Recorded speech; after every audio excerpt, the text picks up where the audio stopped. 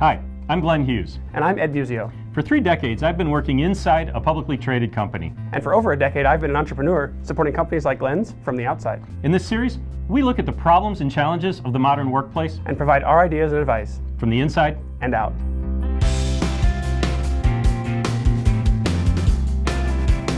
Corporations are evil. They just want to extract as much as possible from the workers and line their pockets with it. Glenn, true or false?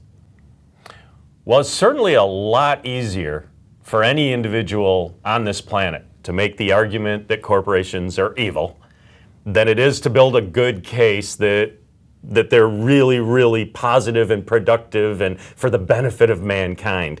At the best case, I think most people would argue, or many people would argue, that they're neutral, that it's a sort of robotic machine driven towards efficiency. And there's plenty of sort of fodder in the media, especially during political cycles. No one would accuse U.S. politics of being insufficiently simplistic, but there's a political movement to say corporations are out to get us, basically, and they are the root of all problems. Even Google doesn't say we're going to be awesome and all good. They say we will do no evil. Do no evil. Right? That's the best That's the line, right? We will do no evil. So Ed, you run your own corporation. Are you evil? Here's what I think. No. And also, bigger corporations, they're not evil or good. They are robotic machines. And they exist for a reason. And the reason is output. And the reason is the iPhone in my pocket, which we can't do alone. And you can argue whether Apple could be more or less evil. But we apparently have some use for the output. If you map the history of civilization, the industrial age, the information age, it's marked by increasing complexity because we had more sophisticated organizations producing more sophisticated output. So are they evil?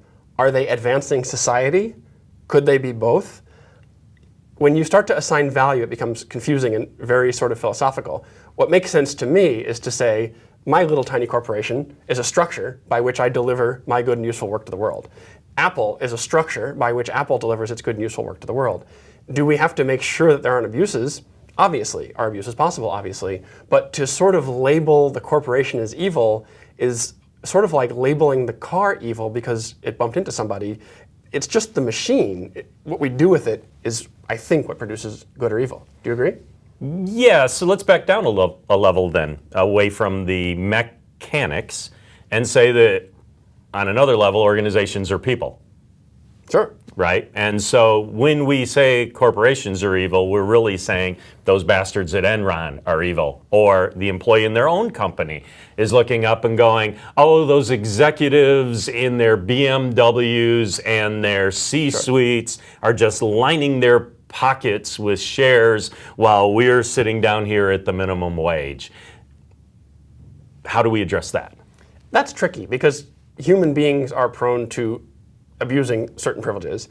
And moreover, there is a lot of complexity when you put people in groups, as we know about group things and things like that, where groups can kind of go the wrong way. You're sounding like you're saying people are evil. I'm saying people have the propensity to be evil. They also have the propensity to be good. And I think our job, yours and mine, is when we're looking at organizational designs and organizational structures, to instill some values in it first, to say, what do we want it to not do, like not be evil, and then to put some structures in place to help with that.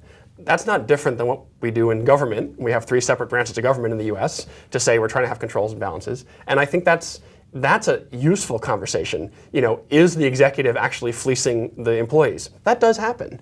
Is every executive fleecing the employees? Absolutely not.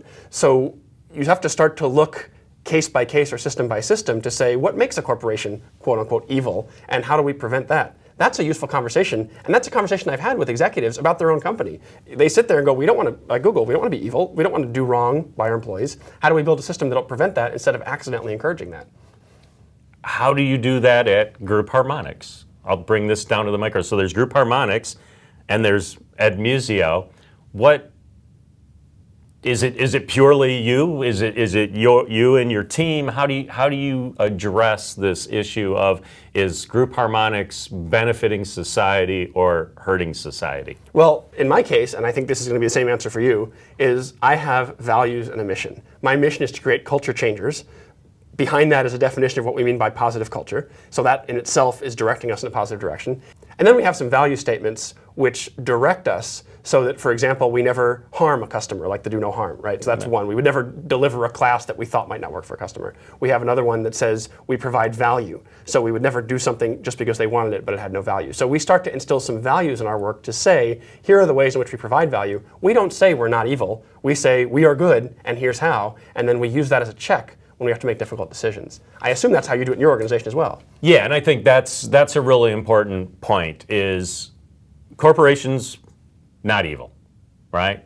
People doing their work, I don't believe that 0.1% of executives or employees show up at work saying, let's do evil today. Sometimes they become so goal obsessed that they will do things that are questionable or have a ripple effect, or sometimes downright illegal, in pursuit of a goal because they're blinded by the Well, and there are other factors too, like the Milgram shock experiments, where people actually, as far as they knew, that wasn't really happening, but they were actually giving deadly electric shocks to somebody behind a screen, and although they didn't want to, they did it because the structure, the guy in the white coat told them to do it. Yeah. So there are these ways people can get sort of caught in these channels, what they wouldn't want to be in otherwise. Yeah, and I think that's where the values come in, and I would challenge everyone to look at the values of your organization. Are the values real? Are they not real? Are you aligned with them? Do you believe them? Do you want to be a part of them? Do you want to model them? Are you willing to step up and question other people? Organizations are people, your people. So you are the organization, and everyone has a stake in this. You can elect to leave your company and go to a different company that has stronger, more aligned values and ethics. And so I don't know. Corporations aren't evil. Even most executives aren't evil. But evil can happen, and it's our job to make sure it doesn't. And I don't mean you and me. We're part of that. But it's everybody's job to make sure that doesn't happen instead of just pointing blindly at something. So, is your company evil? And how do you make sure it isn't?